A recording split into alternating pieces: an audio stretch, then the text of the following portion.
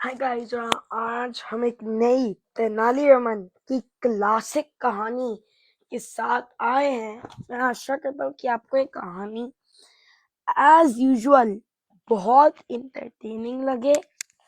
और अब हम बिना रुके जल्दी से शुरू करते हैं। छिपा हुआ खजाना। तेनालीरामन के बहुत से रिश्तेदार थे जो जमींदार थे, और तेनालीरामन कभी कभी उनसे मिलना जाया करते थे। जब वे हम्पी की ओर आ रहे थे तो उन्होंने उनसे 1,000 वरा या सिक्के उधार लिए। रास्ते में एक ठग ने उन्हें आते हुए देखा। उसने उनके सामान में एक लटकती हुई थैली देखी, जिससे देखकर उससे यह विश्वास हो गया कि अवश्य ही इस व्यक्ति के पास धन है।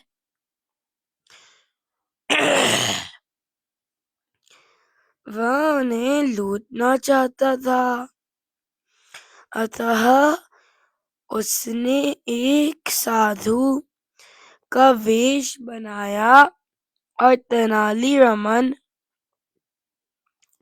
से जान पहचान कर ली। तेनालीरामन भी स्वभाव से मिलनसार थे। उन्होंने भी साधु से दोस्ताना व्यवहार किया। मैं चलते चलते आपसे भी बात करते जा रहे थे। तेनालीरामन भी खुश थे कि मार्ग में उन्हें एक नेक आदमी का साथ मिल गया है। शाम होते ही उन्हें एक धर्मशाला दिखाई दी और उन्होंने रात वहां गुजारने का निश्चय किया। कुछ देर तक तो दोनों आपस में बातें करते रहे, और जब रात अधिक हो गई तो वे अपने अपने बिस्तर पर जाकर सो गए। ठग तो तेनालीरामन के सोने का ही इंतजार कर रहा था। उसने जैसे ही देखा कि वह गहरी नींद में सो गए हैं, वह अपने बिस्तर से उठा और उनका सामान की तलाश लेने लगा। उसे वहां कुछ भी नहीं मिला। तब उसने आराम से उनके तकिए के नीचे टटोलना चाहा, लेकिन वह थैली वहां भी नहीं थी। हार कर जब उसे कहीं भी कुछ नहीं मिला तो वह वापस अपने बिस्तर पर आकर सो गया।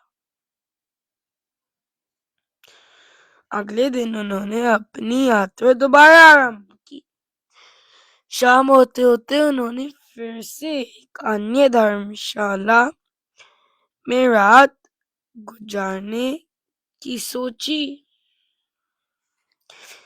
रात को जब तेनालीरामन सो गए तो ठग ने फिर से उनके सामान की तलाश ली, और बहुत देर तलाशी के बाद भी वह कुछ उसे कुछ नहीं मिला। तो वह हताश होकर सो गया। वह गुस्से में था और निराश भी हो रहा था कि उसके हाथ कुछ भी नहीं लगा। अगले दिन जब वह अपनी यात्रा पर थे तो वह अपने आप को रोक नहीं सके। उसने चुकतावश तेनालीरामन से पूछा, आप इतनी लंबी यात्रा कर रहे हो और मुझे पूरा विश्वास है कि आपके पास अवश्य ही धन भी होगा, लेकिन आप रात को उसे कहाँ रख कर सोते हो? बस यूं ही जानना चाहता हूँ, क्योंकि सराय व धर्मशालाओं में चोर व ठग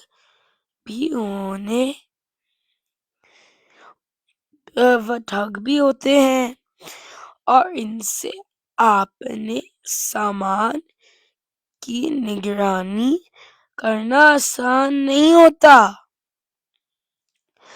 अगर आप मुझे बता देंगे तो आप अपना धन कहाँ सुरक्षित रखते हैं तो मुझे तसल्ली हो जाएगी कि आपको कोई ठग नहीं सकता।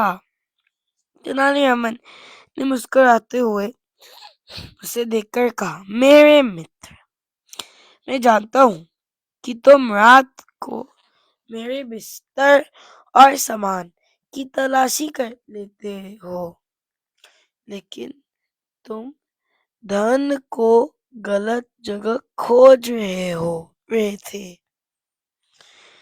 मैं उससे रात को तुम्हारे तकिए के नीचे रख देता था। मैं जानता था कि तुम सब जगह उसे ढूंढोगे, लेकिन कभी भी आप अपने तकिए के नीचे नहीं देखोगे। बेचारा साधु को काटो तो खून नहीं। उसने तो सोचा था कि वह साधु का भेष बनाकर बड़ी आसानी से तेनालीरामन को मूर्ख बना देगा, और पर तेनाली की चतुराई के आगे उसकी एक न चली। उसने उसी दिन बहाना बनाकर तेनाली से विदा ली। वो जानता था कि वहां उसकी दाल नहीं गलने वाली थी। That'll be a wrap, guys. Bye.